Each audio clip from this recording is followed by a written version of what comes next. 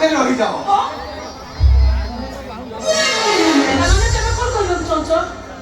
ମୁଁ ଏହା କହିବାକୁ ଚାହୁଁଛି ଯେ ତମେ ମୋ ପାଖରେ ରହିଗଲେ ତମ ଛୁଆ ମୋ ଛୁଆ ଦୁଇଟାଙ୍କ ପାଇଁ ମାର ଅଭାବ ରହିବନି। ମାର ଅଭାବ ରହିବନି? ତମ ସ୍ତ୍ରୀ ଏହି ହାତରେ ଗତକାଲି ତାର ଶବ ଦାହ କରି ଆସିଛି।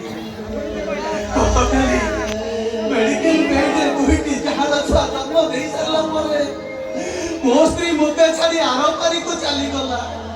ସେଇ କଅଁଳିଆ ଛୁଆ ଦିଟା ଏବେ ସେମିତି ଅସହାୟ ଅବସ୍ଥାରେ ପଡ଼ି ରହିଛନ୍ତି।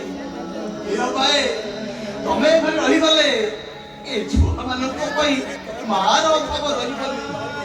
ତମେ ସେମାନଙ୍କ ପାଇଁ ଦେବକୀ ଯଶୋଦା ମାର ଅଭିନୟ କରିବ। ସେଇ ଛୁଆମାନଙ୍କ ଜୀବନ ବଞ୍ଚେଇବା ପାଇଁ ତମେ ଏଠାରେ ରହିଯାଅ ପ୍ରଭା। ଆରେ ତମେ ଏଠାରେ ରହିଯାଅ।